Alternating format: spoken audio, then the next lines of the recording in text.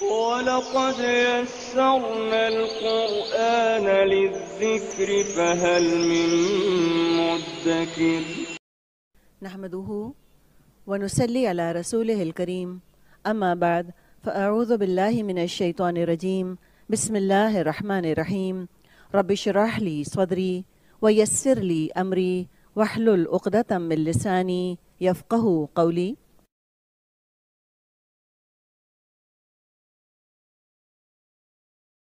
ان بے شک فی خلقی تخلیق میں السماواتی آسمانوں و اور الارض زمین کی و اور اختلافی بدلتے رہنے میں خا لام فا مادہ ہے اختلاف اللیلی رات لام یا لام مادہ ہے اللیلی و اور النہاری دن کے نون ہا را مادہ ہے و اور الفلکی کشتی میں التی جو تجری وہ چلتی ہے جیم را یا مادہ ہے جاری ہم اردو میں کہتے ہیں کسی چیز کا جاری ہونا تجری وہ چلتی ہے فی البحری سمندر میں بی ساتھ ما جو بیما ساتھ اس کے جو ینفع وہ نفع دے الناس لوگوں کو و اور ما جو انزل نازل فرمایا اللہ اللہ نے من سے السماء آسمان من السماء آسمان سے من سے ماء پانی من ماء پانی سے ف تو احیا اس نے زندہ کیا فاحیا بھی ساتھ ہی اس کے بھی ساتھ اس کے الارض زمین کو بعد بعد موتی موت کے ہا اس کی موتی ہا و اور بث اس نے پھیلائے با سا مادہ ہے بث فی ہا اس میں من کلی ہر قسم کے دابت حرکت کرنے والے دال با مادہ ہے دابہ و اور تصریفی پھرانا صاد را فا مادہ ہے تصریف الریاحی ہواؤں کا را واو حا مادہ ہے ریاح و اور السحابی بادل سین حا با مادہ ہے المسخری مسخر کیے جانے والے سین خا را مادہ ہے مسخری بین درمیان السمائی آسمان و اور الارض زمین کے البتہ آیات نشانیاں ہیں لآیات البتہ نشانیاں ہیں لیے قوم لوگوں کے قوم لیے لوگوں کے یعقلون وہ عقل رکھتے ہیں۔ نحمده ونصلي على رسوله الكريم اما بعد فاعوذ بالله من الشيطان الرجيم بسم الله الرحمن الرحيم رب اشرح لي صدري ويسر لي امري واحلل عقدة من لساني يفقهوا قولي رب يسر ولا تعسر وتمم بالخير اللهم فقهنا في الدين اللهم فقهنا في الدين اللهم فقهنا في الدين ربي زدني علما آمین یا رب العالمین۔ السلام علیکم ورحمۃ اللہ وبرکاتہ۔ اللہ سبحانہ و تعالیٰ کی توفیق اور اللہ سبحانہ و تعالیٰ کی رحمت کے ساتھ آج ہم اپنے لیسن سورت البقرہ کی آیت نمبر 164 کا آغاز کریں گے، تزکیہ کرتے ہوئے، غور و فکر کرتے ہوئے اور اس نیت کے ساتھ کہ اللہ سبحانہ و تعالیٰ اسے ہمارے لیے پڑھنا آسان کر دیں، اسے ہمارے لیے سمجھنا آسان کر دیں، اسے ہمارے عمل میں لانا آسان کر دیں اور اسے عمل کے ساتھ دوسروں تک پہنچانا آسان کر دیں، کیونکہ قرآن کا سفر کس کا سفر ہے؟ تزکیہ کا سفر ہے، غور و فکر کا سفر ہے۔ جب تک ہم ایک ایک آیت کے ساتھ اپنا محاسبہ نہیں کریں گے، جب تک ہم یہ محسوس نہیں کریں گے کہ یہ آیات ہمارے اوپر نازل ہو رہی ہیں، ہمیں یہ محسوس نہیں کریں گے، تب تک ہم جو ہیں اسے اچھی طرح سے فائدہ نہیں لے سکتے۔ تو کوششیں اپنی جاری رکھنی ہیں، اللہ سبحانہ و تعالی ہم سے قبول فرمائیں اور اس کام کو ہمارے لیے، ہمارے والدین کے لیے، ہمارے اساتذہ کرام کے لیے اور سب سے بڑھ کے میری اور آپ کی آخرت کے لیے بہترین صدقہ جاریہ بنا دیں، آمین۔ تو اپنے لیسن کا آغاز کرتے ہیں سورۃ البقرہ کی آیت نمبر 164 سے۔ اللہ سبحانہ و تعالیٰ یہاں پر کیا فرما رہے ہیں؟ بہت ہی خوبصورت آیت ہے، غور و فکر والی، تزکیہ والی، اصلاح والی، اور اس میں ہم انشاءاللہ دیکھیں گے کہ اللہ سبحانہ و تعالیٰ کیا فرما رہے ہیں۔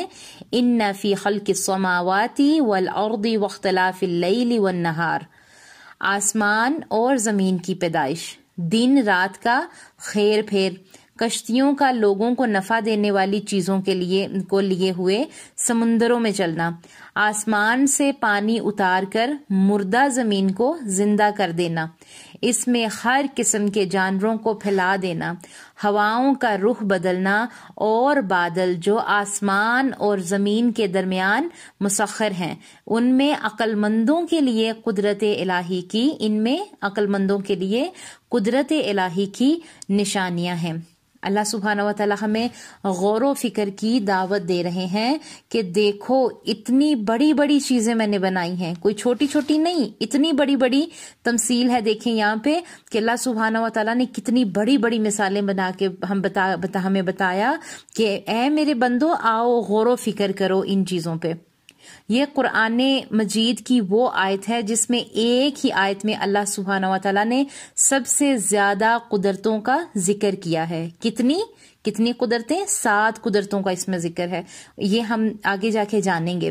قرآن میں ہم بہت قدرتوں کو پڑھیں گے، لیکن یہ آیت نشانیوں والی آیت ہے۔ سورۃ البقرہ کے 2 حصے ہیں، پہلا حصہ یہود کے بارے میں تھا جو ہم نے پیچھے پڑھا، اب پہلا جو یعنی کہ ماضی کے مسلمانوں کے بارے میں، یہود کے بارے میں، اور دوسرا حصہ امت محمدیہ کے لیے۔ اب یہاں سے 19ویں رکوع سے آج کے مسلمانوں کے لیے ہے۔ اس صورت میں 4 چیزیں ہمیں ملیں گی یعنی کہ اس صورت میں قرآن مجید میں 4 چیزیں ہم ملیں گی۔ نمبر 1 عبادات، نمبر 2 احکامات، نمبر 3 حلال و حرام، اور نمبر 4 عائلی زندگی یعنی معاشرتی زندگی۔ اس کو اس طرح سمجھ لیں کہ 4 رنگ کے دھاگے کی لڑیاں ہیں جو بل کھاتی ہوئی ساتھ ساتھ چل رہی ہیں۔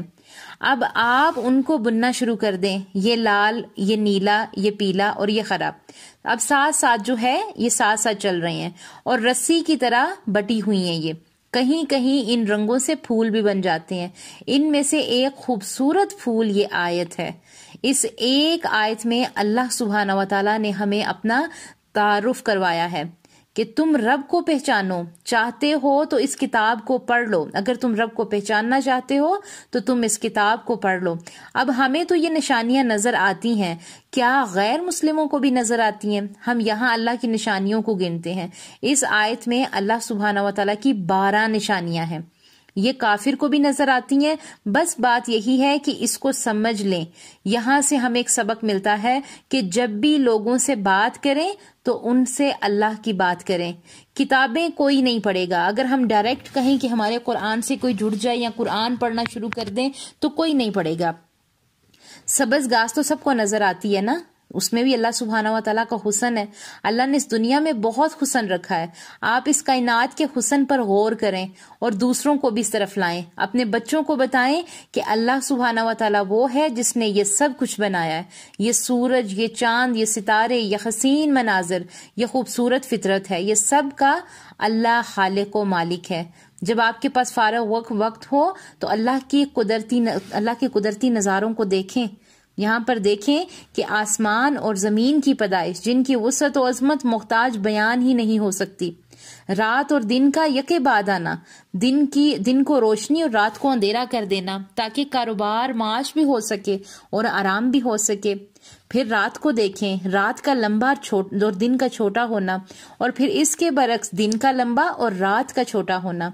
پھر سمندر میں کشتیوں، اتنی اتنی بڑی کشتیوں، ٹھیک ہے، کشتیوں اور جہازوں کا چلنا، کبھی سمندر کے کنارے کھڑے ہو کے دیکھیں کیسا منظر ہوتا ہے وہ، جن کے ذریعے سے تجارتی سفر بھی ہوتے ہیں اور ٹنوں کے حساب سے سامان، رزق اور آسائش بھی ایک جگہ سے دوسری جگہ منتقل ہوتے ہیں۔ بارش کو دیکھیں جو زمین کی شادابی کے لیے نہایت ضروری ہے، اگر بارش نہ ہو تو یہ زمین بنجر ہو جائے۔ ہر قسم کے جانوروں کی پیدائش جو نقل و حمل، کھیتی باڑی اور جنگ میں بھی کام میں آتے ہیں، اور انسانی خوراک کی بھی ایک بڑی مقدار ان سے پوری ہوتی ہے۔ ہر قسم کی ہوائیں، ٹھنڈی بھی، گرم بھی، باراور بھی اور غیر باراور بھی، شرقی غربی بھی اور شمالی جنوبی بھی، انسانی زندگی اور ان کی ضروریات کے مطابق۔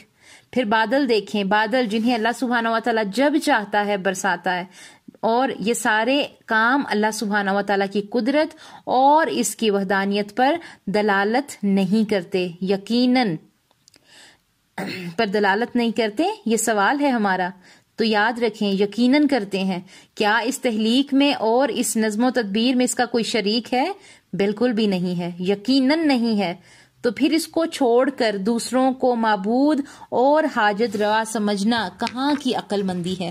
اس میں ہم انشاءاللہ اگلی آیت میں پڑھیں گے کہ وہ لوگ جو کہ اللہ سبحانہ و تعالیٰ کو چھوڑ کے دوسروں کی عبادت کرتے ہیں، لیکن یہاں پر ہمارے لیے عمل کے نقطے دیکھیں کہ ہم نے کیا کرنا ہے۔ ہم نے یاد رکھیں جب بھی ہم مشکل میں ہوتے ہیں، پریشانی میں ہوتے ہیں، آزمائش میں ہوتے ہیں، تو تھوڑی دیر تنہائی میں بیٹھ کے اللہ سبحانہ و تعالیٰ کی اتنی بڑی نشانیوں پر غور و فکر کیا کریں، غور و فکر کیا کریں کہ یہ میری پریشانی چھوٹی ہے، یہ میری پریشانی بڑی ہے، یا پھر یہ آسمان بڑا ہے، یا پھر آسمان کو بنانے والا بڑا ہے۔